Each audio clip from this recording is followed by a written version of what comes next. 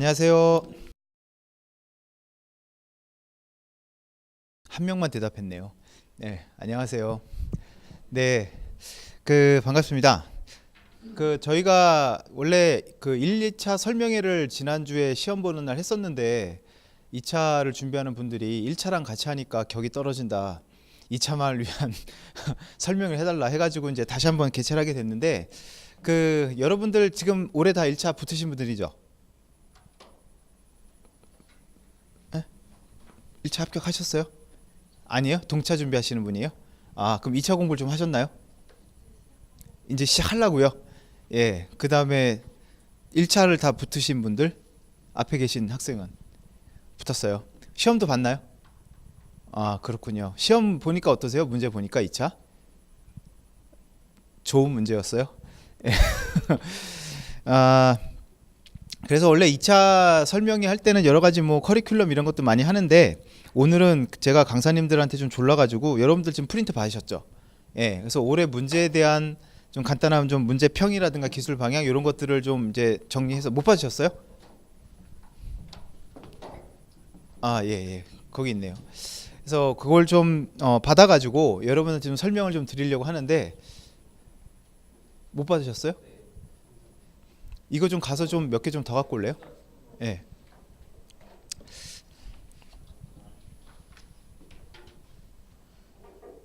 그래서 오늘 설명드릴 내용은 이제 2018년 2차 관사 시험 문제와 관련된 부분을 좀 말씀을 드리고 그리고 이제 내년까지의 어떤 뭐 수험 준비 요령이나 이런 부분 말씀을 드리고요. 뭐 커리큘럼 설명을 드리고 이렇게 마치는 걸로 하도록 하겠습니다.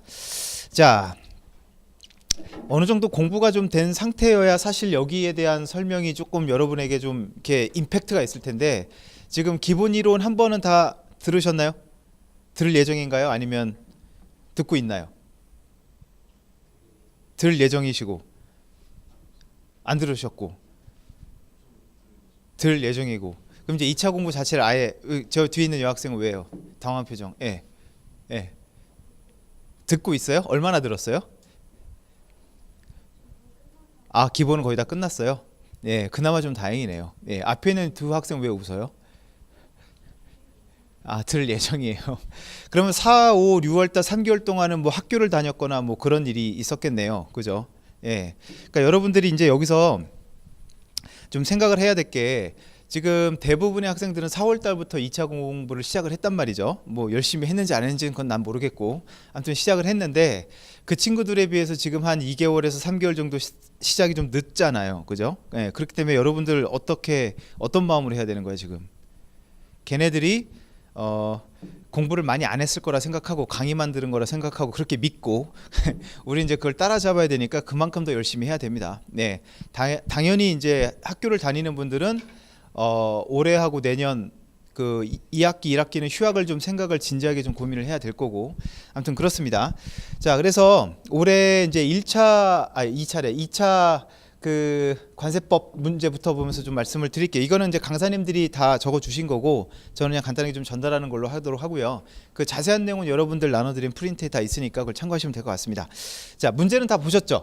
그나마 관세법이 뭐 교재에 있는 교재에 보통 다 나와 있는 법령들을 좀 숙지하고 있으면 다 쓸 수 있는 그런 문제 나왔었고 올해 50점 같은 경우는 이제 세액 심사라든가 자율 심사라든가 세액 변경 이런 부분이 좀 주로 나왔었습니다. 그래서 지금 문제평을 보면은 세관장과 납세 의무자의 세액 심사를 기술하는 문제가 나왔고 뭐 38조 법 38조의 규정을 쓰면 된다 이렇게 나와 있고요. 그래서 난이도가 보면 중하 정도고 그 다음에 요즘에는 50점짜리도 어떻게 돼요? 문제가 좀 세분화해서 이제 점수가 나눠서 이제 기출이 되죠. 그래서 오히려 그게 여러분들한테도 편하고 그 다음에 채점하시는 분들한테도 편해요. 왜냐하면 그냥 무슨 과거 시험 무슨 시제 주듯이 한 줄만 쭉 주게 되면 답안지가 방향이 다 중구난방일 거 아니에요. 근데 그런 것들을 이제 하지 말라고 이제 어떤 가이드를 주는 거 생각하시면 될 것 같습니다. 그래서 50점짜리도 이제 문제가 좀 세분화되어 있어요. 그래서 두 번째는 이제 세액 변경 관련해서 뭐 주체나 사유나 기한, 납부기한 이런 것들은 다 책에 있는 것들이잖아요. 네, 그래서 이거는 절차를 쓰면은 뭐 되는 부분이었고, 그래서 관세법 같은 경우는 크게 뭐 이렇게 학생들 사이에서 이렇게 논란이 되는 여지는 그렇게 많지는 않았습니다. 그래서 50점짜리 또 세 번째도 사전심사 대상 물품, 수정 신고에 따른 가산세 뭐 산정 방법. 여러분들 이런 것들은 1차 관세법에도 다 봤죠? 봤던 것들이죠. 예, 그런 좀 평이한 문제들이 나왔어요. 그래서 난이도를 보시면 거의 다 중하 뭐 그렇게 나온다 보시면 될 것 같습니다. 그래서 이런 부분들은 넘어가도록 하고 50점짜리는요. 그 다음에 이제 50점짜리 문제와 관련해 가지고 이제 강사님이 말씀하시는 분석, 그 다음에 대응 방법 말씀을 드리면, 자, 일단 올해 관세법은 그나마 다행인 게 좀 전반적으로 쉽게 출제됐다라는 게 일반적인 평이고, 전체적인 난이도는 중이었어요. 그 관세법 같은 경우 그러니까 시험 과목은 관세법이지만 관세법 법령에서만 나오지는 않았어요. 예를 들어서 재작년 문제 같은 경우 혹시 기억나나요? 작년 문제였구나. 재작년? 네, 작년. 관세법 50점짜리 문제. 보세 판매장 문제가 나왔었거든요. 보세 판매장 다 들어봤잖아요. 그죠? 보세 판매장 문제인데, 보세 판매장의 뭐 서령 요건이라든가 특허 요건이라든가 뭐 이런 거는 일반적으로 법령에 있는데, 마지막으로 뭐가 나왔냐면 보세 판매장 제도의 운영상 문제점을 쓰세요 라고 나왔어요. 문제점. 그러니까 문제점이라는 거는 법에 나와요? 교재는 안 나오잖아요. 예. 그러니까 그런 것들이 가끔 나와요. 그래서 그런 것들이 이제 학생들을 괴롭히는 건데, 그러면 여러분들이 여기서 명심해야 될 건 뭐냐면, 그런 어떤 교재 외에 나오는 것들을 어떻게 찾아서 대비하는 게 가능할까요? 불가능할까요? 예, 거의 불가능해요, 사실은. 그걸 어떻게 알고 그걸 쫓아다니겠어요. 그래서 여러분들은 그 기존의 기출 문제가 그런 문제들이 하나씩 돌발적인 문제가 나온다 하더라도 거기에 너무 현혹되는 건 좀 아닌 것 같아요. 왜냐하면 이런 기본적인 문제가 일반적으로 많이 나오거든. 그래서 일단은 여러분들 항상 관세법은 법령에 대한 일단 기본적인, 여기 나와 있지만 그 어디냐, 그 논제별로 일단은 문제에서 논제를 주어주니까 거기에 따라서 법령에 대한 내용을 정확하게 기술을 하고 전반적으로 빠지는 게 없이 두루두루 기술해주는 능력을 갖추는 게 되게 중요합니다. 관세법은 특히 그래요. 그렇기 때문에 여러분들은 공부하는 방법에서도 전체적으로 이제 1차 관세법과 2차 관세법의 차이가 뭐냐면, 1차는 주로 지엽적인 게 많이 나오죠. 숫자도 많이 나오고, 그죠? 그 다음에 관세청장, 세관장, 신고냐, 승인이냐, 허가냐, 뭐 이런 걸 외우고 있는 건데, 2차는 그게 아니라 크게 봐서 어떤 제도에 대해서 여러분이 서술을 다 해야 돼요. 그럼 전체적인 그림이 먼저 다 들어와 있어야 돼. 이해됐죠?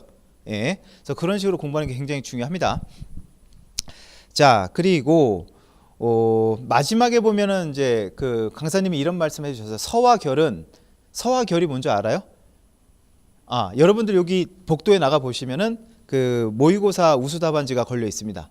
보면은 이제 한 1년 정도 공부한 친구들의 어떤 그 과목별 우수 답안지가 걸려 있는데, 그냥 학교에서 중간고사, 기말고사처럼 그냥 막 쓰는 게 아니라 목차를 다 잡아가지고 쓴단 말이에요, 논문처럼. 그러면은 가장 어려운 부분이 뭐냐면, 나중에 써보면 알겠지만 서론이 제일 어려워요. 문제에서 뭐 이제 이런 걸 주면 이런 건 그냥 법령 내용 쓰면 되는데, 이제 서두 부분에 서론 해가지고 뭔가 써야 되잖아요. 그러니까 그런 부분이 되게 어려워요. 그래서 그런 부분들을 2차 수업에서는 어느 정도 좀 이제 준비를 시켜 드리거든요. 그래서 그런 부분들은 따로 좀 정리를 하라는 말씀을 이제 마지막에 좀 해 주셨어요. 이해되셨죠? 물론 그건 나중에 이제 모의고사라든가 문제풀이를 하면서 어느 정도 좀 커버가 될 것 같긴 합니다. 자, 그 다음에 관세법 다음에 과목이 아니구나, 10점짜리가 나왔구나. 자, 10점짜리도 크게 보면은 어려운 부분은 없었습니다. 관세, 환급, 특례법, 뭐 환급 대상 수출 뭐 이런 게 나왔어요. 여러분들 이거는 나중에 아직은 안 배웠겠죠. 환급 특례법은 1차에는 안 배우는 거니까. 그래서 이것도 법령에 있는 내용을 그냥 쭉 쓰면 되는 부분이라 크게 그렇게 어려운 부분은 없었고, 그다음에 우편물 통관. 요즘 여러분 이런 것들이 이제 시사 문제라고 보면 돼요. 우편물 통관은 뭐와 굉장히 관련이 깊지? 우리 지금 일반적인 이베이나 이런 데서 뭐 사봤어요? 물건? 그런 걸 우리가 개인 직구라고 하잖아요. 그런 것들이 요즘에 이제 이슈가 많이 되다 보니까 이제 우편물 통관 같은 것들도 이제 한 번씩 10점짜리 나와 주는 거고요. 그래서 이런 부분들은 항상 여러분이 공부를 할 때 이제 그 아까 얘기했던 보세 판매장 문제 있죠. 한 2, 3년 전에 되게 면세점 어떤 허가 문제로 좀 시끌시끌했던 거, 뉴스에 자주 등장했던 거 기억나요? 몰라? 여러분들 보세 판매장, 면세점도 이게 특허 기간이 있잖아요. 특허 기간이 종료가 되면 다시 특허 신청해가지고 새로운 업체 선정하고 해야 되는데, 그때 이제 뭐였죠? 어떤 업체가 먼저 공개가 돼가지고 문제 뒤에 어떤 정보가 흘러나와서 특정 업체의 주식이 아직 그 무쇠 판매장 특허 업체 발표도 안 했는데 정보가 미리 새 나왔는지 그 업체 주식이 막 올라가고 막 난리 났었던 거 기억 안 나?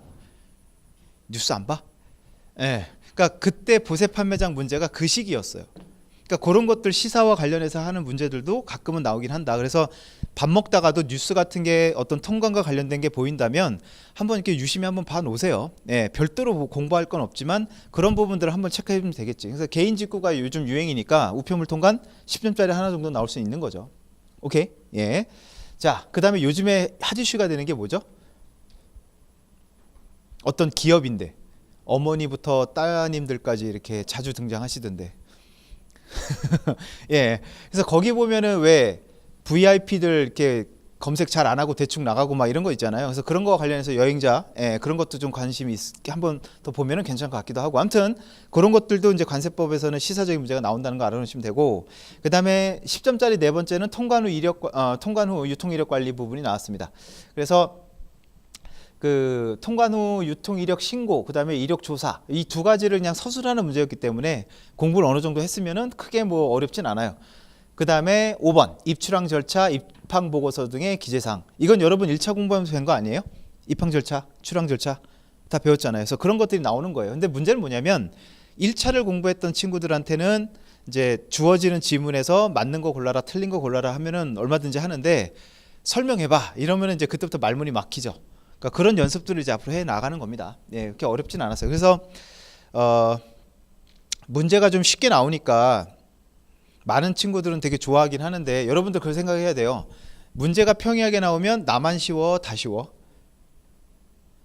다 쉬워.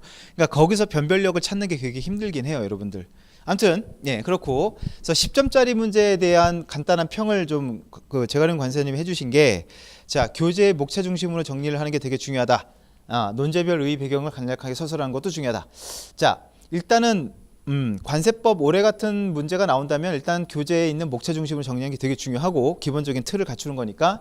그 다음에 여러분들 법령을 외워서 쓰는 건 누구나 다 잘 써요.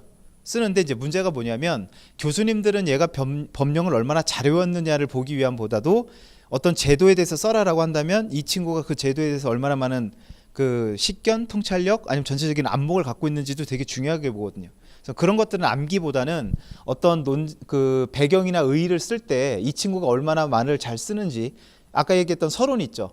서론 같은 경우는 외워서 쓰는 건 아니잖아요. 거기서 사실 그 친구의 내공이 많이 드러나요, 사실은. 그래서 그런 부분을 하는 거고, 또 하나는 뭐냐면 그 한번 기출됐던 거를 제끼지는 마세요. 기출됐던 게 또 나오기도 해요. 그래서 그런 기본적인 것들은 계속 다 갖고 있어야 된다는 거고, 사실 이건 학생들한테 제일 어려운 부분이긴 합니다. 암기할 것과 이해할 것을 구분해라. 어떡하지? 예. 여러분들 뭐 합격 수기를 봐도 아니면 이렇게 주변의 말을 봐도 암기가 되게 중요하다는 얘기 많이 하죠. 물론 암기가 잘 되면 좋긴 한데, 여러분들 2차 관세법 책 혹시 보셨어요? 몇 페이지 정도 돼 보여요, 그거? 겁나 두껍지? 예, 거의 1000페이지예요. 그럼 합격 수기 보면 다 외웠대, 자기는. true일까? 그게 true일까? 구라일까? 반은 맞고 반은 틀린 것 같은데, 여러분 절대로 그 1000페이지짜리 책을 똑같이 다 못 외워요. 외우려고 가까워지려고 노력은 하겠지만 그걸 다 외웠다고 하면 약간은 과장이 섞여 들어간 거긴 해. 근데 왜 이런 얘기를 하냐면, 외우기 위해서 노력하는 거는 뭐 좋지만 안 될 거 아니에요. 잘 안 외워질 거 아니에요. 그럼 안 외워진 부분에 대해서 되게 자학을 하고 자책을 하고 포기하는 친구들이 많더라고. 그러니까 그러면 안 된다는 얘기예요. 무슨 이해됐죠, 여러분? 예. 암기를 다 할 수 없어요, 사람이. 우리 다 알잖아, 우리 수준을.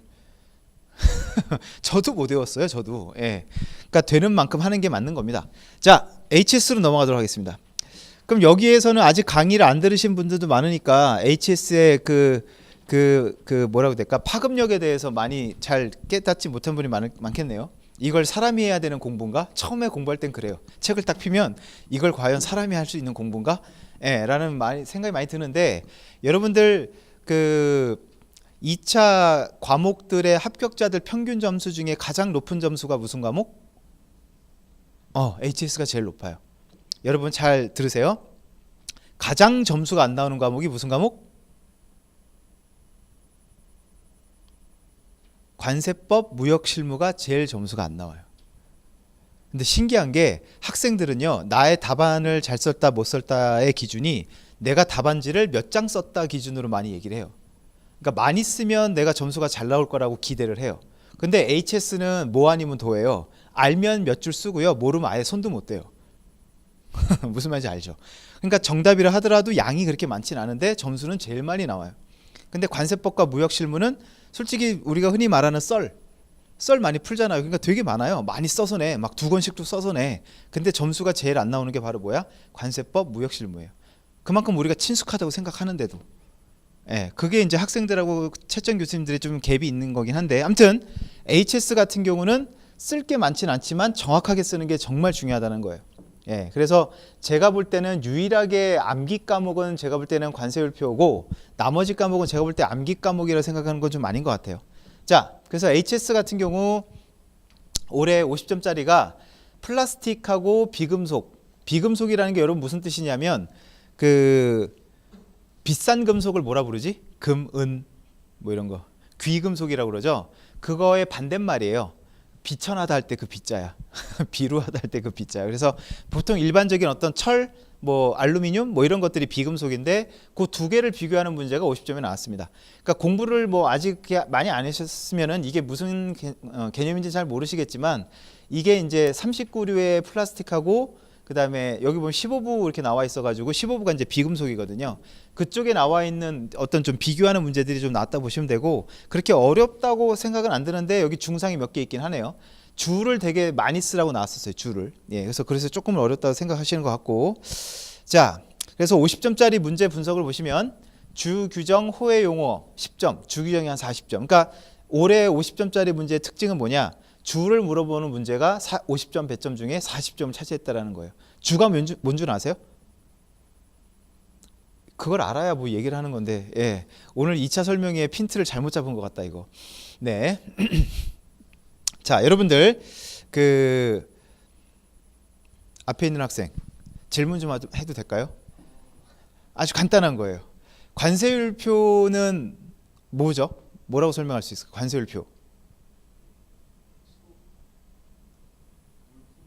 물품, 코드. 그걸 우리가 전체적으로 보면 HS 협약이라고 하죠. 그죠? HS 품목분류표라고 불러요. 그거는 말 그대로 품목을 분류해 놓은 표일 뿐이에요. 그럼 그 HS랑 관세율표랑 뭐가 달라?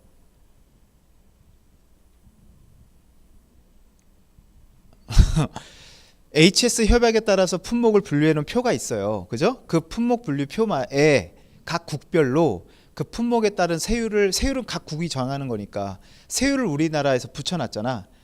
이해됐어요? HS 품목표에 세율을 우리가 붙여놨잖아요. 그걸 우리가 뭐라 부르는 거야? 관세율표라고 부르는 거예요. 이해됐어? 예. 그러면 관세율표는 여러분 법이에요, 시행령이에요, 시행규칙이에요? 이 정도는 해야지 1차 했는데. 관세법이에요, 관세법 시행령이에요, 관세법 시행규칙이에요, 아니면 고시예요? 예, 관세율표는 관세법 별표예요. 그러니까 뭐예요? 법이죠. 예, 법이에요, 법. 그러면 이 법에 있는 관세율표의 구성은 일단 우리가 알고 있는 표 있죠, 표. 0102는 산동물, 산말. 그게 이제 제목 그 호의 번호와 그다음 호의 용어고, 이 품목들을 분류한 데 있어서 말 그대로 노트, 어떤 주의해야 될 알려주는 그 노트가 있거든요. 그걸 우리가 뭐라고 하면 주라고 해요.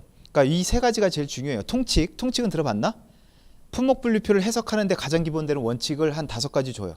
그게 통칙이고, 그 다음에 어떤 분류 체계, 그 다음에 주, 이런 것들 우리가 3대 요소라고 얘기해요. 그게 가장 HS의 기본이에요. 그래서 그런 부분들 중심으로 공부하는 게 제일 중요합니다. 오케이?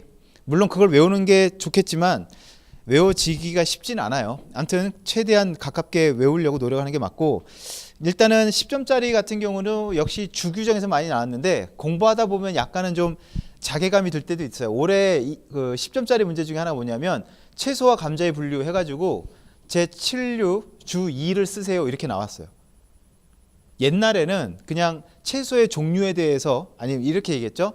제 7류 주 2에서 말하는 채소의 종류에 대해서 쓰세요라고 했어요. 그럼 앞에 주의 그 번호는 기억을 못해도 채소 하면 쓸 수 있는데 이제는 이렇게만 나와. 7류 주 2만 쓰세요.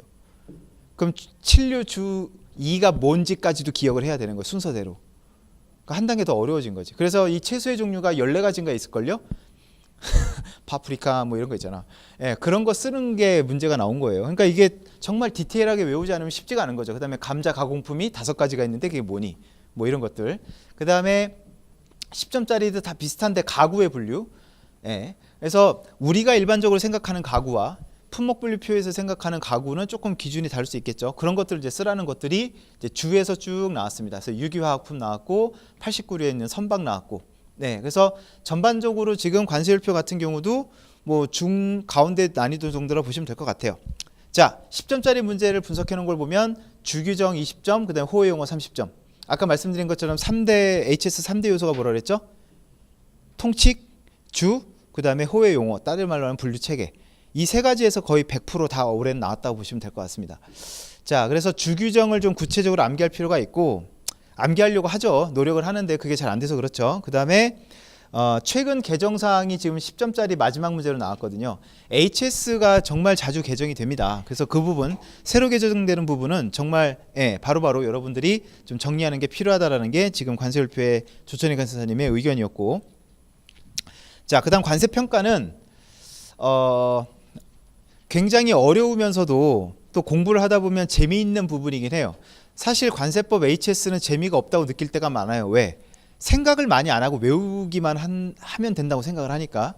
근데 관세평가는 유일하게 시험을 치는 학생들한테 판단을 요구하는 시험 과목이에요. 어떤 사례를 주고 자, 이렇게 돼 있는데 네가 볼 때 이 비용은 넣는 게 맞니? 빼는 게 맞니? 그럼 과세가격이 결론적으로 얼마가 되는 게 맞을 것 같니? 이런 문제가 나오는 거니까 공부에 좀 재미가 붙인 친구들은 관세평가 되게 재밌어 해요. 근데 정답이 약간은 좀 애매모호할 때가 많다 보니 좀 어려워하는 부분도 있는 것 같고, 그래서 올해 관세평가는 뭐 보통 뭐 중에서 중상이라 보시면 될 것 같습니다. 자, 그래서 그 여기 글씨가 좀 작은데 여러분들 프린트에 다 있죠. 50점짜리 문제 같은 경우는 강사님이 생각하시기에 2016년, 2017년에 비해서는 예년에 비해서는 좀 쉬웠다.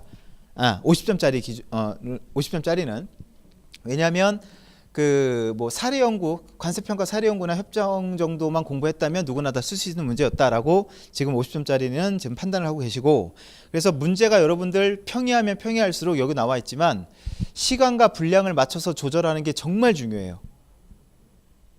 관세평가는, 그러니까 쉽게 말하면 관세법은 법령을 외워서 옮겨 적는 그런 게 좀 많죠. 예. 근데 관세평가는 내가 글을 써야 되는 거예요. 어떤 차이인지 알겠지? 법령을 그냥 옮기는 게 관세법이라면 관세평가는 내가 판단한 생각을 써야 되잖아. 내 말로, 내 언어로. 그러니까 내가 이제 글짓기를 해야 되는 부분이다 보니까 이제 글이 산으로 가거나 뭔가 두서없이 나가는 답안지가 많다라는 얘기죠. 그래서 그런 게 되게 중요합니다. 자, 그래서 나중에 이제 공부를 해보시면 알겠지만 빠른 판단력을 키우는 게 제일 중요한 것 같아요. 네. 자, 그래서 50점짜리는 그 정도가 된 것 같고, 그 다음에 10점짜리 같은 경우도 결국은 관세평가는 딱 두 가지입니다. 뭐냐면 과세 가격을 결정하는 데 있어서 넣을 거냐 뺄 거냐, 그 두 개를 판단하는 거기 때문에 그런 부분에 있어서 이제 여러 가지 뭐 생산 비용, 지원 비용은 어떻게 할 거며 등등등 이런 것들이 이제 10점짜리에 나왔다 보시면 돼요.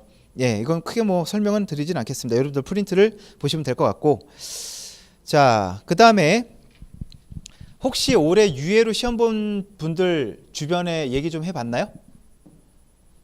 올해 헬이었던 과목이 뭐래요? 주변에 사람이 없어요? 헐, 예, 헐, 예. 자, 올해 관세사 2차 시험의 핵폭탄, 예, 핵폭탄은 무슨 과목이었다? 무역실무였습니다. 무역실무. 자, 그게 왜 그러냐면, 자, 여러분들 무역영어 다 공부해봤죠? 예. 근데 사실 여러분들 무역영어라는 거에 시험 과목이 시험 범위가 따로 있을까 없을까 어떻게 생각해요? 무역영어의 시험 범위. 학원 교재. 거기서만 나오면 저도 좋겠어요. 근데 영어로 되어 있고 무역과 관련되어 있으면 그건 다 무역영어의 시험 범위예요. 똑같이 무역실무도 무역실무와 관련되어 있으면 그건 다 시험 범위예요. 법이 아니잖아요. 관세법 1조부터 몇 조까지가 시험 범위가 아니고 얘는 실무예요. 그러니까 어디까지가 실무의 범위냐? 그건 사실 사람들마다 생각이 다 다르거든. 자, 그래서 항공화물, 그러니까 50점짜리가 일단 이게 나왔어요. 항공화물 운송장 개념, 기능, 항공서류 수리 요건. 항공운송서류 수리 요건은 여러분들 기억나지 않아? UCP 에어웨이빌 기억 안 나? BL 기억, 운송인의 명칭이 나타나야 되고 운송인이 설명할 수 있고 운송인의 대리인이 설명할 수 있고, 그죠? 신용장상에 출발공항 도착공항 일치해야 되고. 인간적으로 시험 문제 얼마 안 됐잖아요. 1차 기억나죠? UCP 그거 쓰라는 거야. 여기까지는 괜찮았어요. 이런 것들이에요. 그러니까 무역 실무가 여러분이 객관식 공부만 하다 보니까 이게 조금 잘 와닿지는 않을 수 있는데, 그걸 체계적으로 정리하면 지금도 쓸 수 있는 부분이기도 해요. 자, 이런 것들이 이제 나왔는데, 이제 문제가 뭐냐면 항공화물 운임 요율의 종류, 항공화물 사고의 유형, 항공화물 사고 유형에 따른 클레임 청구 기한. 이건 극히 실무적인 부분이에요. 그러니까 이런 것들 때문에 지금 굉장히 학생들이 어려워한 거예요. 보통 관세사의 무역 실무는 법리적인 부분 많이 다루죠. 협약 많이 다루고. 근데 이런 부분은 약간 실무적인 부분이라서 관세사 무역 실무의 범위에는 들어오지 않는다라고 생각했던 건데 빡 나온 거죠. 근데 이런 게 어디서 다뤄지냐면 국제무역사 혹시 있는 사람, 국제무역사 시험 본 사람 없어요? 있어요? 혹시 국제무역사 교재 갖고 있어? 거기 찾아보면 이게 나와. 그러니까 관세사랑 국제무역사랑은 약간 좀 바라보는 관점이 달라요. 국제무역사는 실무 위주의 문제들이 많이 나오고, 관세사는 약간 법리적인 측면이 많이 나오는데, 이런 게 이제 약간 실무적인 문제여서 학생이 좀 어려웠겠죠. 오히려 국무사 공부를 최근에 했거나 무역학과 출신들은 쉽게 좀 쓸 수 있는 문제였고, 그 다음에 학생들이 제일 어려웠던 게 이거예요. 환 리스크 관리를 위한 대내적 대외적 기법. 예. 10점짜리 첫 문제였던 거죠. 그러니까 무역학과 전공을 하는 친구들은 학교에서 아마 배웠을 거예요. 외환관리라든가 환리스크나 이런 거 무역학과 전공 과목에 있거든. 아니면 국무사 시험 과목 중에 보면 외환실무 있어요, 없어요? 기억 안 나요? 타겟에 대해서 미안한데 외환실무라는 과목이 있어요. 국제무역사 시험 과목에. 그러니까 이것도 국제무역사 시험 과목에서 다뤄지는 것들인데 나온 거죠. 예. 그래서 이런 부분들은 사실 기존의 전통적인 관세사 무역 실무의 범주는 아니다라고 생각을 했는데 나와버린 거야. 그러니까 이 부분에서 학생들이 되게 힘들어했죠. 자, 그 다음에 국제물품 매매 계약에서의 정지 조건과 해제 조건을 비교해서 설명하라 이렇게 되어 있습니다. 들어봤어요? 정지 조건, 해제 조건? 못 들어봤어요? 근데 내가 한번 얘기를 할 테니까 잘 들어보세요. CISG는 기억 조금 나죠? 공부했던 건 기억나죠? 근데 CISG에 왜 이런 거 있지 않았어요? 상대편이 어떤 신용도나 능력상의 어떤 심각한 결함 때문에 계약의 실질적인 부분을 이행하지 않을 것으로 보이면 우리도 어떻게 한다 그랬지?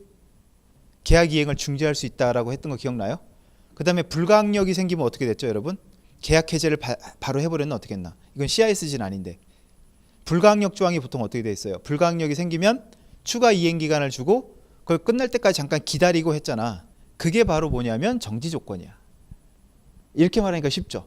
그 다음에 해제는 뭘까? 계약이 해제가 되는 거. CISG를 보통 하면 어떤 경우 해제돼요?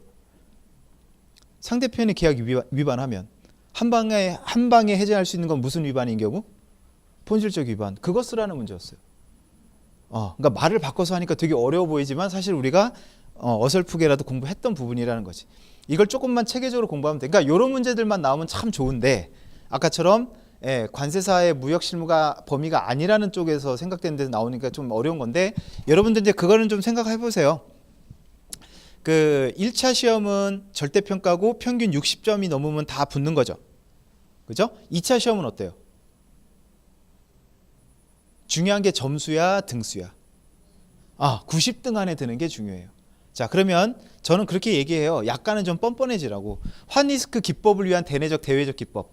저도 몰랐어요. 문제 보고 찾아보니까 그런 거였군. 우리가 흔히 아는 뭐 해칭 뭐 이런 거 있잖아. 그런 거 쓰라는 거였는데, 그러면 이런 문제가 만약 나오면 나만 어려워, 다 어려워. 무슨 이해됐죠? 다 어려워요. 이런 문제는 다 어려워요. 그럼 여기서 멘탈이 나가버리는 친구들은 이런 문제는 충분히 쓸 수 있는 문제들이잖아요. 이것까지 못 써요. 이해됐어요? 예. 그래서 그런 부분들을 여러분 멘탈 관리 좀 잘 해야 돼요. 2차 시험은 무슨 평가다? 상대평가다. 그리고 내가 1년간 열심히 공부해 왔어요. 그럼에도 불구하고 나한테 어렵다? 그건 누구한테도 어렵다? 다 어렵다. 그러면 나는 뭐에 집중을 해야 돼? 내가 아는 거에 조금 더 잘 쓰는 연습, 노력을 해야 되겠죠. 여기에 멘탈이 나가버리면 안 되고, 안 배운 거 나와서 큰났다. 동차 다시 해야 되나? 이런 생각하고 있으면 안 되고. 예, 되게 중요합니다. 그 다음에 MIA 보험자의 면책위험 이런 것들이 나왔습니다. 여러분들 보험사가 면책된다라는 건 뭐죠? 보험회사가 면책된다라는 거.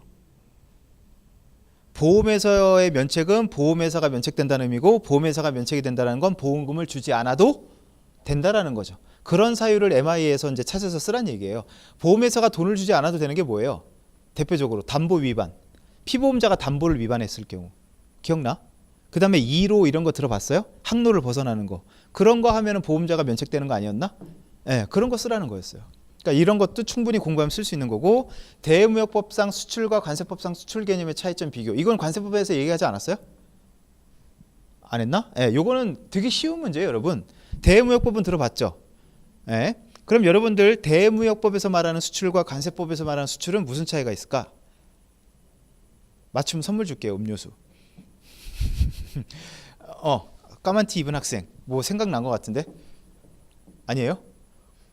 근데 왜 자꾸 코를 벌렁거렸어요? 예. 자, 여러분들 대무역법에서의 수출은 일단 관세법을 먼저 얘기하겠습니다. 여러분 그게 있어요. 대무역법상 우리나라 무역 규모와 관세법상의 수출액 규모가 같을까 다를까? 달라요. 그 다른 게 이거의 차이이기 때문에 그래. 왜 다를까? 관세법의 수출은 뭐 기준인 거죠? 뭐라고요? 실물 기준. 왜 웃어요? 예. 관세법상 수출은 통관 실적 기준으로 잡는 거예요. 그럼 관세법에서는 물품을 기준으로 하는 거지. 그러니까 관세법은 무조건 물품이에요. 통관 기준, 무역 규모가 나와요. 근데 대무역법에는 물품의 무역뿐만 아니라 무슨 무역도 대무역법에 다 들어갈까? 무역 있잖아요. 무역, 서비스 뭐 이런 것들, 용역 이런 것들도 다 무역으로 봐요. 수출로 봐요. 그러니까 당연히 그 수출의 개념 차이가 다르니까 무역 규모 자체도 좀 다르겠지. 이건 나중에 2차 공부하다 보면 당연히 기본으로 아는 거니까 어려운 부분은 아니에요. 그 다음에 왜곡한 업무 취급 기간 등 건전성 규제. 예. 여러분들 무역 실무 말고 그 안에 대무역법과 그 다음에 뭐예요? 외환거래법이 새끼 과목으로 들어와 있는 거 알죠? 걔네들이 10점씩 이렇게 나와요. 그래서 이런 것들은 여러분 절대 제끼면 안 되고 꼭 요약해서 중요한 부분들은 꼭 정리하고 있어야 됩니다. 무역 실무를 열심히 해서 10점을 올리는 것보다는 대외환을 조금씩 더 해가지고 10점 올리는 게 더 쉬워요. 어떤 느낌인 줄 알겠지? 예를 들어서 여러분 회계학 공부 해봤으니까 재무회계로 10점 올리는 게 쉬워? 원가회계로 10점 올리는 게 쉬워? 들어가는 투입에 따라서 예를 들어서 재무회계 원가를 제꼈고 재무회계만으로 10점을 더 올리는 거와 차라리 원가 안 제끼고 원가 좀 해가지고 그걸로 10점 메꾸는 게 어느 게 더 쉽냐고. 후지 아닐까? 예, 그거랑 비슷해요. 그래서 여러분 이거 제끼면 절대 안 됩니다. 자, 이렇게 해서 올해 시험 문제에 대한 내용을 좀 말씀을 드렸는데, 난 이거를 말씀을 드리면 여러분이 되게 감동을 할 줄 알았는데, 예. 왜냐하면 4월부터 시작한 친구들은 이미 기본반을 다 돌렸잖아요. 나름 좀 공부도 했고. 그러니까 이 부분에 관심이 되게 많았거든요. 근데 이제 공부를 시작하려고 하는 분들이다 보니 별로 관심이 없네요. 예. 자, 그러면 이제 진지하게 좀 얘기를 좀 해봅시다. 자, 앞으로 이제 2차 공부를 시작을 본격적으로 해야 되는 상황이고, 이제 1년을 해야 되는 거죠. 네, 해야 되면 여러분들은 이제 뭘 이제 생각을 해야 되냐면, 제가 누누이 강조하는 거지만 우리의 최종 목표는 2019년 7월 달에 최종 합격을 하는 거죠. 예. 자, 그 다음에 뭘 해야 되냐면, 자, 1년 동안 이제 2달 단위로 학원 커리가 나뉘게 되죠. 기본 이론, 심화 이론, 문제풀이 마스터, 모의고사. 그럼 그런 스케줄에 맞춰서 내가 어느 정도까지 단계로 공부를 할 건지에 대한 단계별 목표를 지금부터 다 설정을 해 놔야 됩니다. 예, 1차 공부는 어떻게 왔는지 모르겠지만 이제 막 공부하면 안 돼요. 내 오늘 하루 공부량이 다 설정이 돼 있어야 된다고. 이번 달, 그 다음 이번 주, 그 다음에 오늘 하루 내가 특정 과목을 몇 페이지씩 진도를 나가야 되는지가 다 나와야 된다고. 그 스케줄에 맞게끔 난 공부해야 돼요. 가장 좋은 수험생의 자세는 뭐냐? 막 공부를 하다가 정신없이 공부하다가 헐 대박 다음 주 시험이네? 무슨 말인지 알겠어요? 불가능한가? 그렇게 돼야 돼요. 정말 공부에 몰입이 돼가지고 막 공부하다 정신없이 시간 가는 줄도 모르고 공부를 해야 된다고 하다가 어느 순간 정신 차려 보면은 시험이 눈앞에 다가와 있는 그런 느낌까지 공부를 하려면 이게 돼 있어야 된다는 얘기지. 계획이 없으면 오늘 오늘 책상에 앉았어요. 근데 오늘 계획이 없어, 목표가 없어. 그럼 그냥 하는 거죠. 잘 되면 많이 하고 안 되면 에이씨, 커피 한잔 할까? 뭐 이렇게 하게 되는 거. 그리고 그렇게 되면 사람이 어떻게 돼요? 생각이 많아져요. 생각이 많아지면 공부할 수 있을까 없을까? 못해요. 그래서 꼭 이거 되게 중요해요. 그래서 일일 목표까지 쭉 세팅을 해놓는 거 정말 중요합니다. 그래서 여러분들 지금 실강 들을 생각이에요? 아니면 인강 들을 생각이에요? 실강? 뭐 그게 이렇게 중요한 건 아니지만, 자, 그래서 여러분들은 지금 당장 집에 가면 제일 먼저 해야 되는 게 뭐냐? 7월, 8월 내가 방학 동안에 기본 이론을 지금 이제 마스터를 해야 되겠죠. 인강을 듣든 실강을 듣든. 자, 그러면 학원 그 시간표가 나와 있으니까 실강이라면 뭐 시간표 외에 아침 점심을 어떻게 내가 보낼 건지 그걸 다 스케줄을 짜야 되고, 인강을 들을 거면 내가 하루에 몇 강을 무슨 과목을 들을 건지 해놓고 그 다음에 복습을 해야 될 것들 그 양까지 다 정리해 놔야 돼요. 일주일이 걸려도 이거 되게 중요하니까 해봐요. 일단 7, 8월이라도. 그러면 내 하루 학습량이 나오겠지. 그럼 그걸 기준으로 이제 장기 플랜을 세우는 거예요. 처음에는 의욕이 넘치니까 막 잡아. 근데 안 되거든요. 그럼 거기서 이제 나의 공부량을 해가지고 정리해야 돼. 이거 되게 중요해요, 여러분. 제발. 이해됐죠? 예, 고시 공부는 그렇게 야매로 막 하면 안 됩니다. 꼭 스케줄이 있어야 돼요. 자, 그 다음에 이거는 다음 페이지 설명을 드릴게요. 그 1차 같은 경우는 기본 이론, 그 다음 문제풀이, 모의고사. 크게 보면 요 세 과정인데, 그 2차도 크게 다르진 않지만, 자, 기본 이론이 있고요. 5월, 6월, 7, 8월 이렇게 두 번 개설이 됐고, 이제 9월, 10월 달에 심화 이론이 개설이 됩니다. 예. 보통 1차는 심화가 있어요, 없어요? 1차는 심화가 없죠. 예. 이유는 뭐냐? 상대적으로 1차 시험은 그렇게 2차에 비해서 어렵진 않아요. 여러분은 어렵게 공부했겠지만 2차 공부해보면 1차 할 때가 좋았어 라는 생각이 분명히 들 거예요. 그래서 그리고 절대평가예요. 1차는 60점만 넘으면 충분히 합격할 수 있어. 이 정도만 공부하면 충분해 라는 기준이 있다 없다? 1차는 있다. 근데 2차는 이 정도만 공부하면 충분해 라는 기준이 있을까 없을까? 아까 얘기했죠. 2차는 무슨 평가? 상대평가. 내가 정말 죽어라 열심히 했는데 나보다 더 열심히 한 친구가 90명이 있다. 그럼 나는 어떻게 되는 거예요? 떨어지는 시험이에요. 불안해 안 불안해? 불안하죠. 1차는 모의고사도 많아. 그러니까 모의고사 막 쳐보면 계속 평균이 70점 나오네? 그럼 충분하네? 라는 생각이 들겠지만 2차 모의고사는 또 그게 아니거든요. 자, 그래서 심화라는 게 왜 필요하냐면 1차 기본 여러분 다 들어봤겠지만 어느 정도 선까지만 공부가 하면 충분하니까 흔히 말하는 좀 수업 시간에 제끼는 부분이 있어 없어요?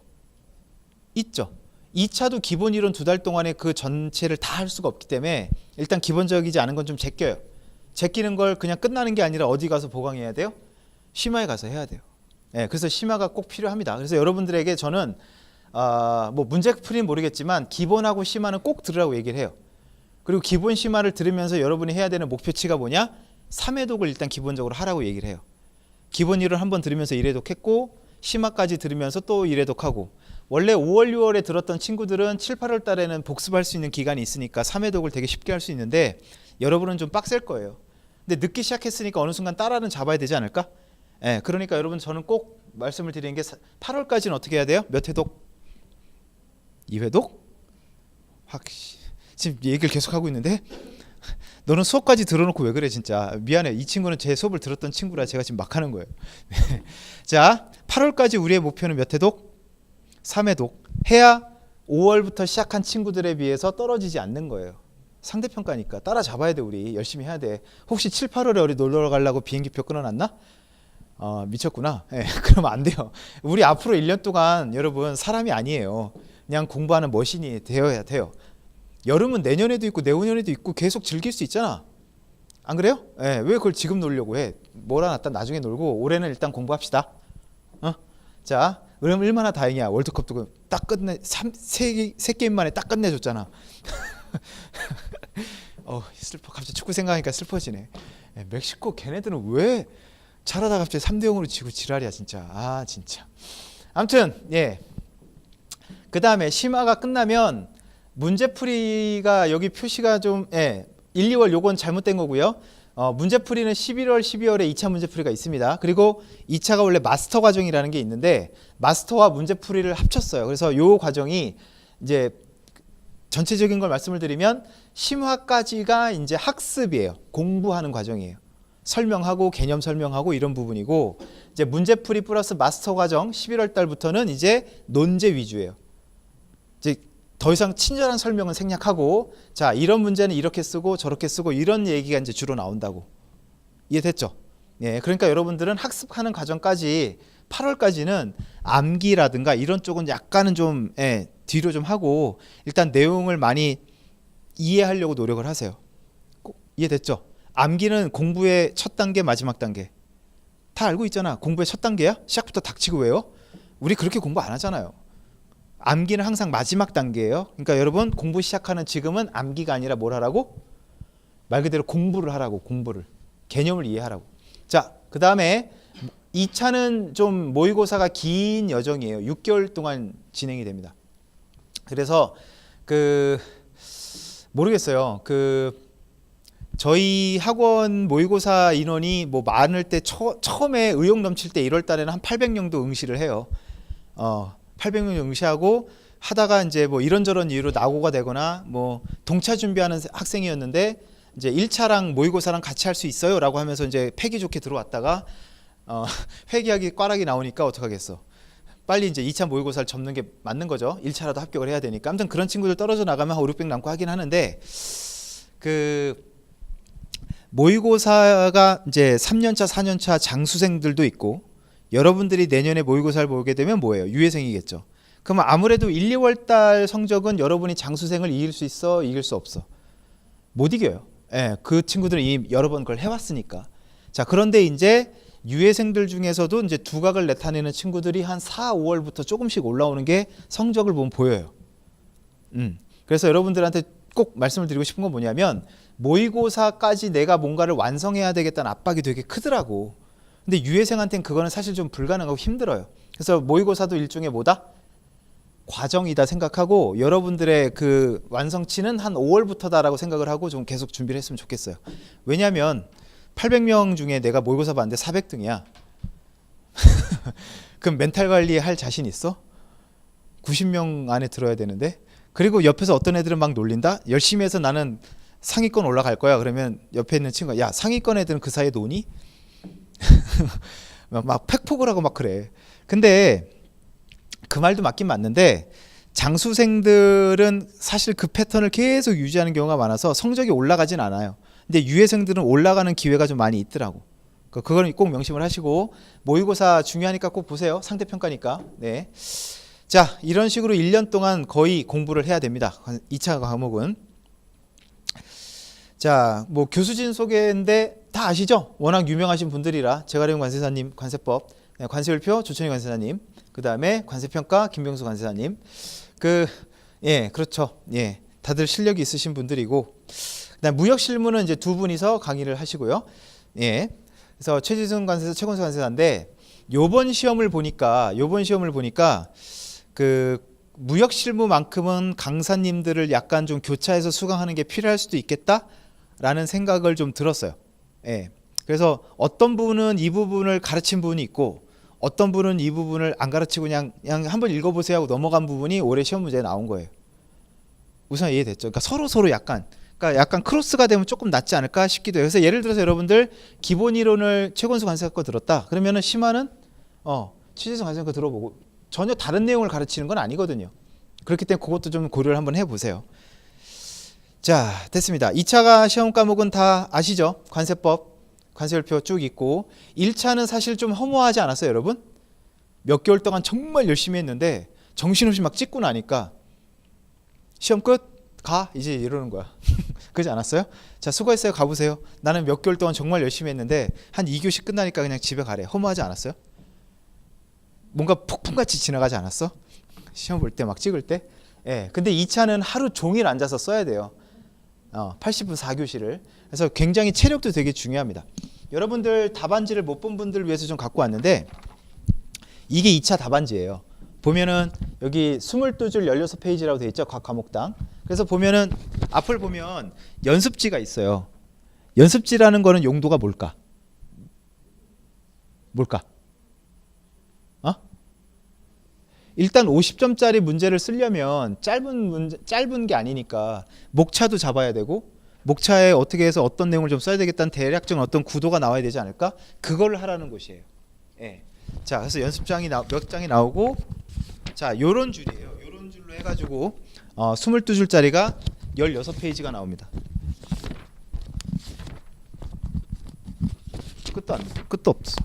여러분들 중간 기말고사 볼 때 학교 시험지 요만한 거 나오잖아.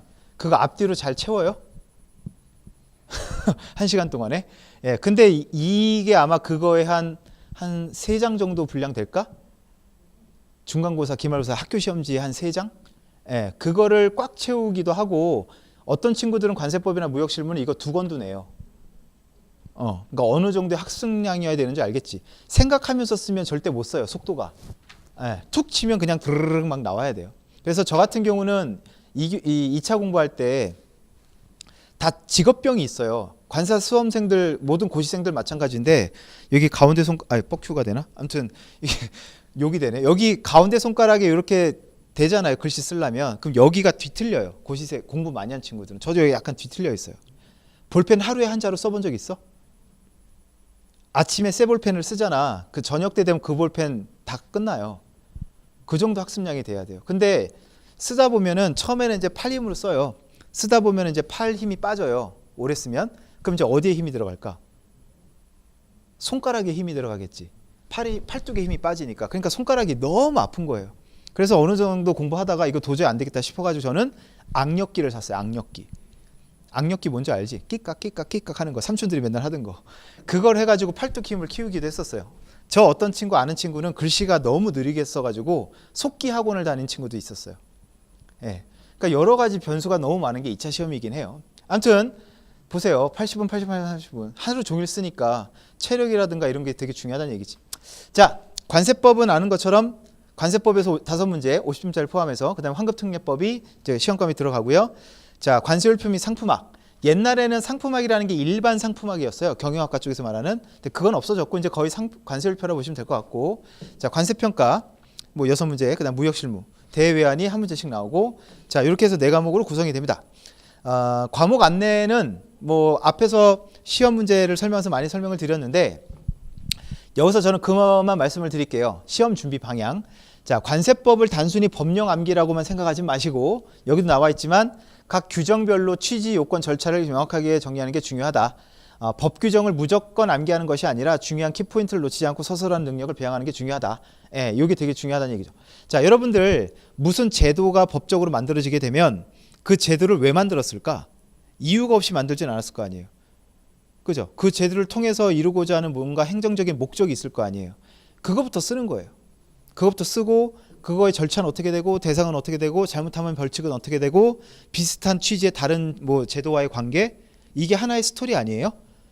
공부를 그런 식으로 정리를 해야 되는 거예요. 1차 관세법하고 이제 약간 접근 방법이 다른 거지. 오케이? 예. 자, 그 다음에 관세율표는 딴 건 모르겠고 일단은 잘 외우세요. 예. 더 이상 해드릴 말씀은 없는데 근데 외우는 게 무조건 외우는 게 아니라 이 상품들의 어떤 가공이라든가 성질이라든가 어떤 재료별로 이게 어떤 체계를 갖고 어떤 표를 만든 거기 때문에 그 이론을 좀 알고 공부하면 조금은 무작정 외우는 건 아니다라는 걸 여러분이 알게 되실 겁니다. 네. 그리고 HS는 말씀을 드렸지만 그 2차 공부를 처음 하는 친구들에게 가장 진입 장벽이 높은 게 무슨 과목? 처음에는 HS 관세율표예요. 근데 공부하다 보면 가장 편해지는 게 뭐야? 관세율표예요. 예, 얘는 범위가 이렇게 늘어나거나 이렇게 줄진 않으니까 똑같으니까. 자, 그렇고요. 관세평가는 아까도 말씀드렸다시피 이제 다 아는 것처럼 1차 관세법 할 때 다 배워서 알죠? 과세가 결정 방법인 거고 어떻게 보면 되게 간단해요. 넣을 거냐 뺄 거냐의 문제긴 한데 그 관련된 사례가 너무 많다 보니까 이게 정답 이런 게 잘 없어서 공부하면서 좀 어려움을 겪는 과목 중에 하나로 보시면 됩니다. 그래서 그 여러분들 관세평가는 문제만 3페이지가 나와요. 관세평가 문제만 3페이지가 나온다고. A4로. 문제 읽다 시간이 다 가요. 무슨 말인지 알겠지? 자, 그래서 관세평가를 준비를 잘 하려면 일단은 여기 보시면은 50점 장문의 지문을 빨리 읽고 5분 내에 출제 의도를 파악한 연습을 해라고 되어 있는데, 자, 이런 능력을 배양을 시키려면 사례를 많이 강조를 하세요. 김병수 관세사님 같은 경우. 그러니까 사례를 좀 많이 접해 봐야 돼요. 여러분들 1차 관세법 공부하면서 대충 배우긴 했죠. 일방법. 그죠? 가산요소, 공제요소. 되게 쉽게 배웠잖아. 그게 디테일하게 들어가면은 사례별로 너무 다르거든. 그러니까 사례별로 그걸 빨리 파악하는 게 되게 중요해요. 그래서 그거를 빨리 알고 있어야 긴 문제를 보고도 빨리빨리 그 취지를 파악할 수 있다는 얘기예요. 그게 되게 중요합니다. 그 다음에 모든 기출 문제와 최근 2년간 모의고사 유형 및 패턴을 좀 익혀라. 그 여러분들 관세평가도 그렇고 그 다음에 그 HS도 그렇고 그런 위원회에서 그 회의가 많이 열려요. 그러니까 쟁점이 되는 것들. 그래서 어떤 논리와 논리가 싸우는 거란 말이에요. 예를 들어서 여러분들 관세청에서는 HS가 A라고 해가지고 과세를 했는데, 예를 들어서 수입업체는 아니다, 난 B다, 이건 무세품이다 라고 해서 서로 이제 붙는단 말이에요. 그럼 그런 회의를 가보면 사실 정답이 별로 없어요. 그 자리에서 논리로 누가 싸워서 누가 더 논리정연하냐의 싸움일 뿐이지 이게 정답이란 뜻은 아니거든요. 무슨 이해돼? 정치적인 게 약간 개입되기도 하고 누가 더 로비를 잘했냐의 싸움일 수도 있는 거고, 아무튼 관세평가는 그런 부분이기 때문에 어떤 게 확정적으로 이게 정답이다라고 되어 있는 사례들이 좀 국한돼 있어요. 무슨 말인지 알아? 실무에서도 논쟁이 많은 것들을 문제를 낼 수는 없잖아요. 이해됐지? 그러니까 그런 사례들은 사실 그렇게 많지는 않거든. 그 사례들을 여러분들 잘 좀 정리해 놓으라는 말씀을 지금 드리는 거예요. 이해돼요? 무슨 말인지. 예. 자, 무역실무는 여기도 나와 있지만 가장 방대한 분량의 과목. 올해 문제를 보니까 국제무역사 책도 봐야 되겠구나 이런 생각을 하실 분이 있을 수 있는 것 같은데 그럴 필요는 없습니다. 예. 일단은 중도를 좀 지키는 게 되게 중요하고요. 자, 보시면 이해 정리 암기 답안 연습 순으로 공부하다, 이건 당연한 건데 저 개인적으로 가장 공부하기가 어려웠던 게 무역실무였어요. 왜 무역실무가 어려웠냐면 관세법, 관세율표 다 법이잖아요. 관세평가도 법이고. 자, 그러다 보면 어떤 교재를 봐도 법령을 갖다 놨기 때문에 문장이 같아요, 달라요? A 학원 책의 관세법과 B 학원 책의 관세법이 같아 달라. 표현이 똑같죠. 어차피 다 법령 갖다 붙여놨으니까. 그러니까 걔네들은 공부를 하면 할수록 그 문장이 입에 짝짝 붙어 잘 외워져. 무슨 말인지 알겠죠? 근데 무역실무는 A 교수님 책에서 말하는 신용장의 정의와 B 교수님이 말하는 신용장의 정의가 같은 내용이지만 표현이 다른 거예요. 그러니까 개념은 머릿속에 도는데 써봐 그러면 이게 잘 안 써지더라는 거지. 그래서 저는 무역실무 같은 경우 서브노트가 정말 중요하다고 강조를 해요. 왜냐하면 책을 많이 보는 것만 중요한 게 아니라 내가 쓸 나만의 어떤 그런 모범 답안 같은 걸 만들어 놓는 게 되게 중요해요. 그래서 그걸 외워야 돼요. 그걸 외워놓지 않으면 이게 맴돌기만 하지 써지질 않더라고요. 예, 알았죠? 그래서 무역실무만큼은 그 분량을 좀 조절해가지고 내가 외울 것들을 타겟팅을 해놓은 걸 되게 중요하다고 저는 강조를 합니다. 그래서 그거 꼭 명심을 하시고, 자, 그래서 앞으로 계획을 세우실 때 이제 아까 왜 8월까지는 학습을 끝내야 된다고 얘기를 했는데 좀 길게 보면 12월 달까지는 일단은 이론을 완성해 놓는다는 거 생각을 좀 명심을 해 놓으시고, 그 다음에 1월부터 3월까지는 아까도 말씀을 드렸죠. 유예생한테는 1월까지 완성한다라는 건 욕심이니까 모의고사 한 중간까지는 나도 과정이다 생각을 하셨으면 좋겠고, 우리의 목표는 한 4월, 5월, 6월 그때부터 본격적인 승부를 걸겠다라고 좀 생각을 하시는 게 맞는 것 같아요. 무슨 말 이해돼? 예. 그리고 여기엔 없는데 한 가지 좀 칠판에다가 말씀을 좀 드리자면, 자, 이만큼을 학생들이 학습을 해요. 근데 이 학습 분량이 어때요? 2차나 1차에 비해서 되게 많죠. 근데 먼저 공부했던 친구들이나 선배들이나 뭐 얘기를 들어보면 암기가 중요해라고 하니까, 자, 기본 시간에 또는 심화학습 시간에 배운 것들을 바로 다 암기를 해야 된다라고 이제 생각들을 많이 하는 거예요. 근데 이게 가능해? 이게 틀리다 보면 가능해? 불가능해? 머리 좋은 친구들은 가능할 수도 있는데, 자, 모든 공부는 항상 공부를 해서 그걸 그냥 외우는 게 아니라 중간 단계가 필요해요. 중간 단계가 뭘까? 그거를 요약을 하는 단계가 필요해요. 이 요약한 거를 외우는 거예요. 이해돼? 이 책을 통째로 외우는 게 아니고 요약한 걸 외우는 거라고. 이 요약하는 거를 사람들에 따라서 서브노트를 만든다, 아니면 목차 노트를 만든다, 아니면 단거나 한다. 뭐 표현은 방법은 여러 가지 있지만 공통적으로는 어떤 단계? 요약을 하는 단계는 꼭 있어야 된다고. 그래서 얘를 외워야 돼. 얘를. 이해됩니까? 예. 자, 그래서 주기가 없네. 아무튼 여러분들의 목표는 뭐냐? 12월까지는 이러한 어떤 요약하는 단계의 어떤 밑그림 정도는 그려놔야 돼요. 내용은 다 내가 이해했고 대신 내가 요것만은 죽어도 외울 거야. 요거는 내가 무조건 시험장까지 가져갈 거야. 기본적인 것만 그래서 서브노트 만드는 거예요. 기본적인 거. 그런 것들을 어느 정도 만들어 놓되 100% 완성은 안 될 거예요. 힘들어요. 그래서 그것들을 이제 문제풀이나 모의고사 겪으면서 조금 보강해서 3월까지 완성을 해놓고 그럼 서브노트를 왜 만들게 해요? 만들어서 뭐 했으려고?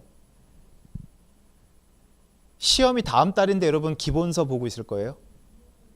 아니거든. 그때 보려고 만드는 게 서브예요. 시험 직전에 서브만 계속 돌리는 거예요. 그럼 서브에 없는 내용은 어떻게 해요? 할 수 없지 뭐. 네, 여러분들 다 가져갈 수는 없어요. 이해돼? 무역 영어로 예를 들어볼까? 3대 외박도 잘 모르는 친구가 헤이그를 MI에 공부하고 있는 느낌이야. 와 닿지 무슨 말인지. 얘가 3대 외박이라는 거지. 그럼 이거를 잘 정리를 해야 돼. 그러니까 시험에 다가오면 다가올수록 기본적인 것만 봐야지 이걸 자꾸 벌려버리면 시험이 망해요. 그러니까 서브노트는 그러려고 만드는 거예요. 오케이. 그래서 서브노트를 그럼 기본 이론부터 들으면서 만들어도 되겠네요? No. 공부한 다음에 어느 정도 안 다음에 만들어야 돼요. 그냥 만들면 책 베끼는 것밖에 안 돼요. 무슨 말 이해됐죠? 예. 자, 그렇습니다. 뭐 커리큘럼은 아까도 다 설명을 드렸고요. 그래서 7, 8월 달에 기본 이론, 9월, 10월에 심화, 그 다음에 11월, 12월에 문제풀이 마스터 합친 과정, 그 다음에 1월부터 6월까지 모의고사 과정. 예. 자, 강의가 되게 많죠? 이 강의를 여러분한테 다 들으라고 강요하는 건 아니에요. 이해돼? 예. 다 들으면서 따라갈 수 있으면 따라가도 상관없고, 근데 듣다 보면 공부하다 보면 이게 뭔가 내가 좀 따라가지 못할 수가 있어요. 그때는 강의보다는 내가 혼자 공부하는 시간을 갖는 게 더 도움이 될 수도 있어요. 무슨 이해됐죠? 예. 자, 그렇습니다. 동차한다 그랬나요? 그럼 공부 지금 전혀 시작을 안 했나요? 1차 공부 어느 정도 했어요? 근데 1차 성적이 별로 안 좋았구나. 아, 그래요. 그럼 내년에 무조건 동차를 해야 돼요. 그러면 요거를 좀 이따가 사진을 찍어 가세요. 그러면 이 커리가 위에가 조금 위험하고 내려오면 내려올수록 조금 더 1차에 좀 비중을 두는 방식이거든요. 그러니까 만약에 내년에 난 무조건 붙어야 된다 그러면 무조건 이거 해야 돼요. 이 정도 학습량은 해야 동차가 가능할 거고, 이걸 내가 소화를 못한다 그러면 동차는 물 건너간 거예요. 그러니까 저는 한 가지 그런 얘기를 해요. 1차 공부를 하는데 시간이 남으니까 그 시간을 활용하기 위해서 2차 공부를 하는 친구들도 있죠. 그거는 동차 공부한다고 얘기하면 안 돼요. 동차라는 건 합격 수준으로 공부하는 거를 우리가 동차라고 하는 거지, 1차 하다가 시간 남으니까 2차 좀 할까? 이건 동차한다고 얘기하면 안 돼요. 이거는 오리지널 동차 과정이에요. 딱 봐도 좀 힘들어 보이긴 하죠. 되게 위험한 과정이기도 해. 근데 어쩔 수 없어요. 동차라는 것 자체가 도박이고 그 모험이기 때문에 이 리스크가 감당이 안 된다면 동차하면 안 되는 거예요. 자, 그래서 요건 이따 찍어 가세요. 펴놓을 테니까. 자, 됐고 다음은 당신 차례입니다. 그래요. 저희 학원 출신의 합격자가 좀 많이 나온 거긴 맞는데, 여러분 밖에 들어오다 오른쪽에 파란 벽에 별 보셨어요? 나가다 한번 보세요. 나갈 땐 왼쪽이겠다. 학원 저 입구에 합격자들 그 금색 별로 다 이름 이렇게 해놨거든. 그러니까 다음 해엔 여러분들의 이름이 저기 붙일 수 있게 뭐 원하시면 말씀하세요. 로즈골드도 되고 실버도 되니까 다 원하는 취향에 맞춰서 해드릴 테니까. 예. 그래서 일단 합격만 하시면 저희가 그런 건 다 해드릴 거고, 그 밑에 여러분들 조그만 글씨가 안 보일 수 있는데 이 위에 있는 숫자는 이제 우리 학원을 수강했던 친구들이 합격했다는 얘기고, 그 다음에 밑에 보시면은 모의고사 성적 우수자 30명 중 거의 90%의 합격률을 보여요. 그러니까 6개월 동안 모의고사가 진행이 되면 6개월 동안 평균 석차가 나오잖아요. 평균 석차 이제 상위 30등 중에는 몇 프로가 붙는다고? 90%가 붙더라고. 그러니까 모의고사를 잘 보면 실제 시험도 잘 본다라는 거죠. 그래서 그런 부분들을 좀 강조하려고 한 건데, 아무튼 그래서 유예생들은 1월 달에 모의고사 보고 석차 300등 나오면 좌절을 하는데, 좌절하지 말고 좀 열심히 하면 5월 달에 좀 올라오는 경우가 좀 많이 있습니다. 자, 그래서 오늘 설명에 참석해 주신 분들을 위해서 프로모션이 여기 언급이 되어 있습니다. 2차 같은 경우 뭐 오늘 할인 혜택을 좀 드린대요. 네. 그래서 뭐 이렇게 되어 있고요. 5, 6월 달에 들었던 분은 없죠. 재수강 할인도 여기 있고. 네. 그래서 이런 것들은 앞에 데스크 가서 좀 물어보시면 될 것 같고, 자, 혹시 질문 있으면 하시기 바랍니다. 2차 공부에 대해서 좀 궁금하신 점. 네.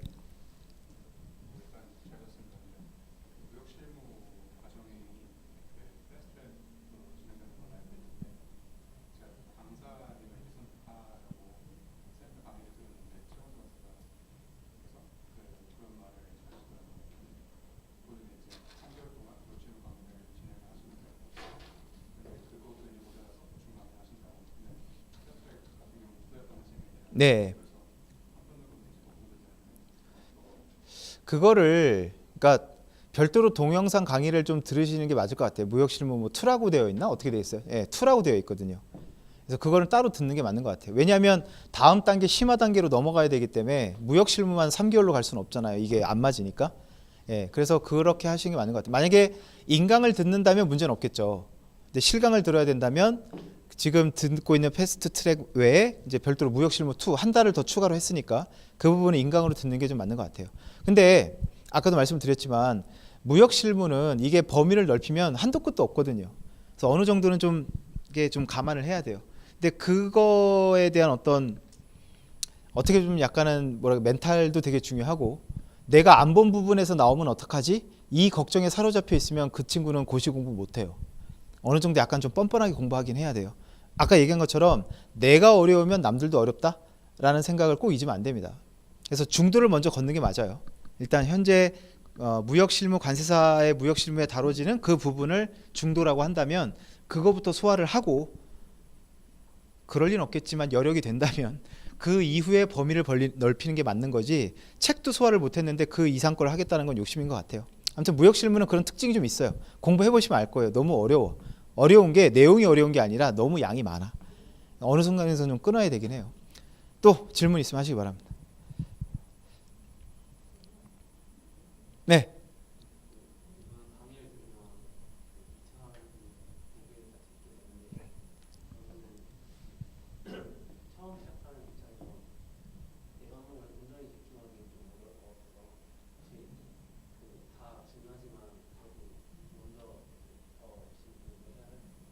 혹시 실례가 안 된다면 학생이세요? 학생? 1차 합격했고, 그럼 내년 2차 합격해야 되잖아요. 예. 전업수험생인데 네 과목 소화를 다 못한다고? 저기 그 어떻게 표현을 해야 되지? 그 송중기, 송혜교 나온 드라마 뭐예요? 태양의 후예 되게 좋아하네요. 꾸벅꾸벅 졸다 갑자기 태양의 후예 송중기 나오니까 막 이렇게 되는데, 거기서 송중기가 맨날 했던 대사가 뭐야? 그 어려운 걸 해냈지 말입니다. 그죠? 해내야 돼요. 2과목씩 나눠서 듣겠다라는 생각 자체가 이미 지고 들어가는 거야. 일단 해내야 돼. 4과목 다 해야 돼. 그거는 본인이 과목을 들어보고 판단하면 돼요. 어떤 친구는 HS가 너무 재밌고 쉽대. 근데 어떤 친구는 그게 너무 어렵대. 그러니까 사람마다 이게 다 다른 거라 본인이 해보고 그건 판단하는 게 정답이에요. 그건 정해진 건 없어요. 예. 오케이? 그리고 사실 많은 수험생들이 고민하는 것 중에 그러니까 대부분이 이런 거예요. 공부해보면 금방 알게 되는 것들이 되게 많아요. 근데 해보지 않았는데 고민되고 걱정되니까 자꾸 주저주저 하는 게 있는데, 가장 확실한 답은 해보면 알아요. 본인의 느낌이 가장 정확한 거거든. 이해됐죠? 그래서 그 부분은 제가 오해했나 본데, 아무튼 예, 4과목 다 해야 돼. 이렇게 하면 안 돼. 하루에 12시간씩 해야 돼요. 제가 인스타를 하거든요. 근데 그 인스타가 딴 게 아니고 학생들이 공스타그램이라고 해가지고 하루 공부한 거를 매일 일기처럼 올리는 그런 인스타가 있단 말이에요. 그럼 저는 거기 가서 그냥 좋아요 눌러주고 화이팅 뭐 이거 다야. 근데 거기 있는 친구들 보면 기본 11시간 12시간 해요. 2차 공부한 친구들 기본. 예, 그리고 9시간 공부한 날은 9시간밖에 못했어 막 자책하고. 상상이 돼? 9시간도 장난 아닐 텐데, 그죠? 그래서 그런 식으로 공부해야 돼 진짜로. 네, 또 질문.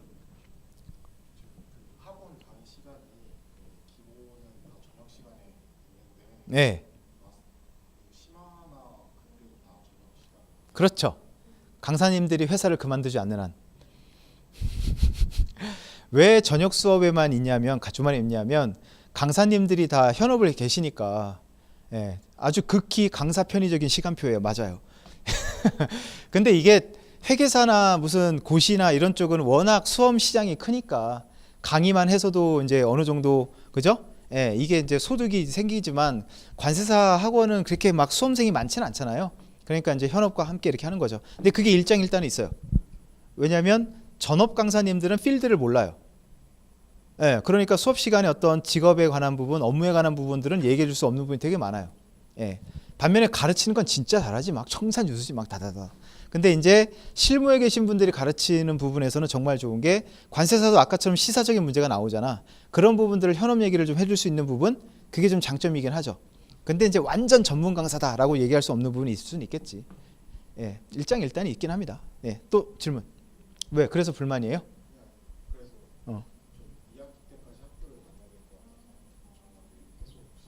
어. 아, 지금 이게 좋아서 혹시 바뀌는 거 아닌가 걱정돼서. 아, 절대 그럴 일 없어요.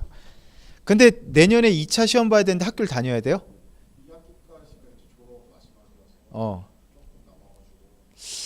아무리 강의 그 학점을 적게 들어도 그게 왔다 갔다 그 막 뺏기는 시간이 결코 적진 않을 건데 진짜 열심히 해요. 예, 뭐라고 할 말은 없지만 열심히 하세요. 예. 또 질문. 그 송중기 좋아하는 여학생은 질문 없어요?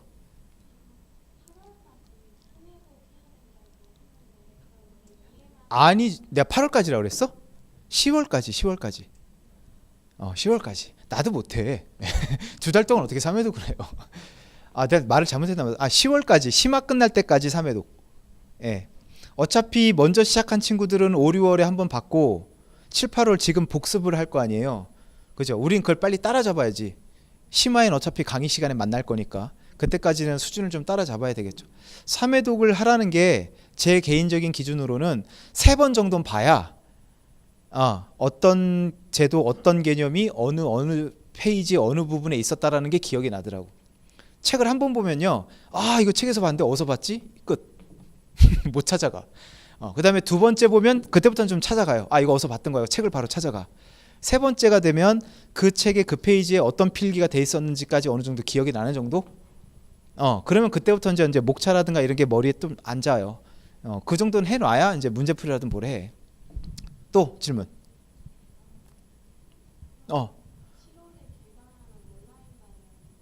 온라인반은 따로 없죠. 5, 6월에 찍어 놓은 거를 계속 가는 거죠. 계속 촬영을 계속 하지는 않아요. 똑같은 거는. 됐군요. 네. 또 질문 있으신가요? 네. 네.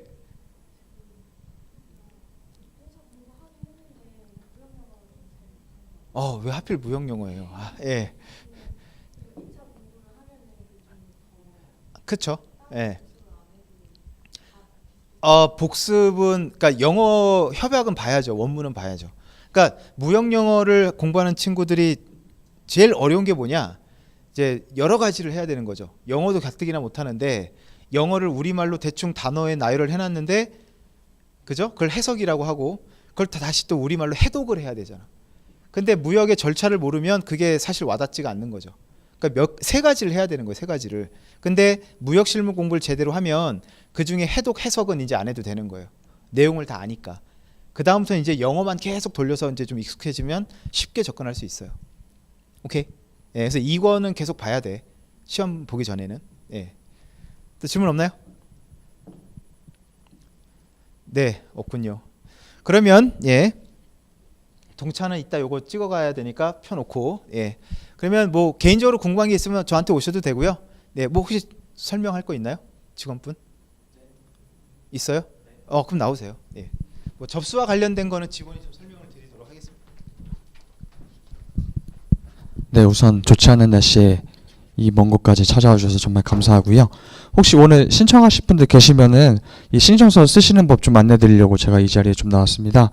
우선은 신청서 봐주시게 되면요, 성함하고 홈페이지 아이디는 필수적으로 좀 기재를 좀 해주셔야 되고요. 그리고 오늘 오시는 분들이 이제 2차 수강생분들이시기 때문에 왼쪽 2차 기본 이론 과정 확인해 주시면 되고요. 여기 보시면 패키지 과정으로 이제 학원이냐 온라인이냐 이거 선택하실 수가 있고요. 그리고 무역실무 같은 경우는 저희가 원래는 4월, 5월, 6월에 이제 2달 해가지고 무역실무 1, 무역실무 2 합쳐가지고 3달 과정을 진행을 했었는데 9월, 10월에 심화 과정을 개강하다 보니까 저희가 7, 8월 달에는 패스트 트랙이라고 해서 무역실무 패스트 트랙 과정을 운영을 하고 요거는 저희가 별도의 촬영이 없이 학원 강의만 진행을 하게 됩니다. 요거 좀 참고해 주시면 되고 밑에 설명란까지만 기재를 해주시고 저희한테 와주시면은 저희가 접수를 도와드릴 거고요. 그리고 오늘 설명회 여기서 이제 당일 이 현장에서 접수가 힘드신 분들은 요 신청서를 작성해 주셔서 저희한테 제출만 해주시고 가면은 저희가 홈페이지에서 신청하실 수 있게끔 쿠폰을 발행해 드리고 있으니까 요 점은 좀 참고를 해주시면 될 것 같아요. 네, 이상입니다. 네, 이상으로 설명회를 마치도록 하겠습니다. 와주셔서 정말 감사합니다.